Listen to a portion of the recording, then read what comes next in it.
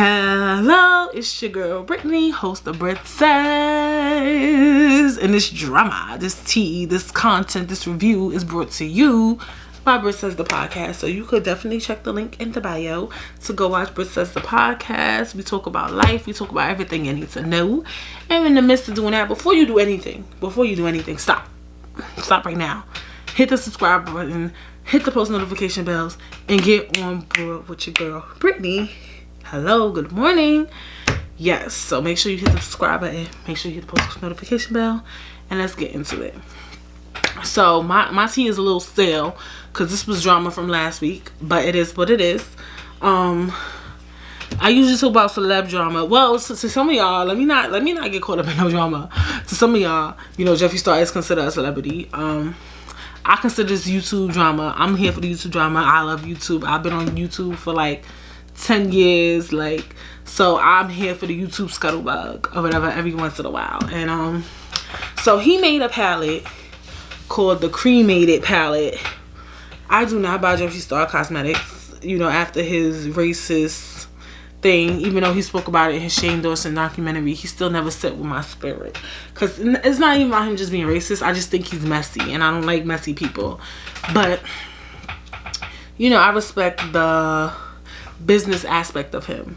So anyway, he made a palette called Cremated or whatever, and it's funny because I ran into the video. You know how I like YouTube, I think because I watch Jackie and I watch makeup videos every now and then. They recommended that video. It just comes on naturally after, so I'm like, what is this? Because you see the background, the gallivants, and the him looking flashy with the black background, and I was like, Lord have mercy, what is this now? So he made a palette called Cremated. He said it's based off gothic themes, but some of the shadow names was like Hearst, something ashes, like it was just like bitch, the shades was death related, bitch. I think one of them said laid for dead, dead for gone, gone for gone, R.I.P. bitch, dead, gone. In the midst of COVID in New York City, the death actually went down to 100, which is really good for us. I'm not saying 100 people dying is good, but I'm just saying, like, last month, it was like literally like 700 people dying a week. So 100 for us is like a stepping stone. So yeah, people are dying, getting sick. But I understand he been planted this. Nobody knew COVID was going to happen. And they said though, even still, if he would have brought it out in like October, it would have, the product would have still never been stale or expired. But I feel like either way, people would have came for him. Like, even though those products wouldn't have been old and were raggedy, they still would have came for him. They would have been like, yeah, it's been sitting in the warehouse for 6 months, and the shadows are a little dry, a little pasty. So I feel like, okay, I get it. Jefree Star also, his aesthetic matches that palette, right? 2, he has a cult-like following, so he could do no wrong in so many people's eyes that it was like, whatever. For me, once I saw the video, I was like, girl, like I feel like, do these people have a publicist? Like, I already knew it was a recipe for disaster. Like, as soon as I saw it, I was just like, child.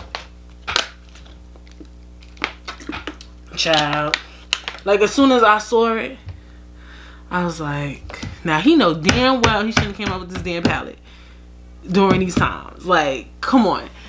You already know people was gonna come for his neck. But the palette seems okay, you know. I'm not buying it, but I think people still gonna buy it. The presentation was nice, but do I think it's a little insensitive? Me, even when I was watching the video and he was naming the shadows, I'm a person, I don't like death. Like, I'm not one of those people who be like, death is what it is, what it is. You ever meet those people be like, if I die, I die. I'm not one of those people. If I die, I have a problem. Like, I don't like stuff like that. So that palette, even if it wasn't during COVID, I would have still been extremely opposed to it. I think it's tasteless. I think it's very like a palette with casket ready. Like, what the like life, and one of the things was named life insurance. Like, you can miss me with that. You could throw that whole palette in the garbage, like even before COVID. Like I'm not one of those people who are very deaf, like, you know, those people, like, ugh. Like even when he was saying it, I turned off the video. Like once he started, like, I wanted to see the shadows, I was like, ugh. Like he named the first 5, I was done. Next, then within like a day, I see tea spill, Jefree Star is in drama. I'm like, I knew it. You think this nigga is not in drama? Like, hello, good morning. Like, it was just, I thought it was tasteless in general because I'm not of that culture or that lifestyle. I don't know if that is a culture or lifestyle, but like gothic people like that, like stuff like, yeah, it's a palette named Death. Like, they're into that. I'm not into that. I would have hated it even if COVID never happened. I would have hated it. I think it's very cringy. Ugh. Cremated. And then named the palette Cremated. No.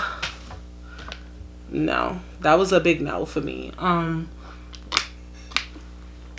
Did the palette do well? Not sure when it's coming out and stuff like that. But I mean, I think it'll do okay.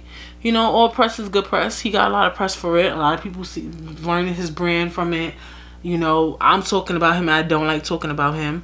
I think it'll sell well. It'll do well. But for me, Jefree, you missed the mark on that one, honey. And that's just that on that. And like I said, giving you the tea, giving you the scuttlebutt every week. Comment, like, and subscribe, and check out Brits the Podcast. Check the link in the description box below and let me know. See you guys later.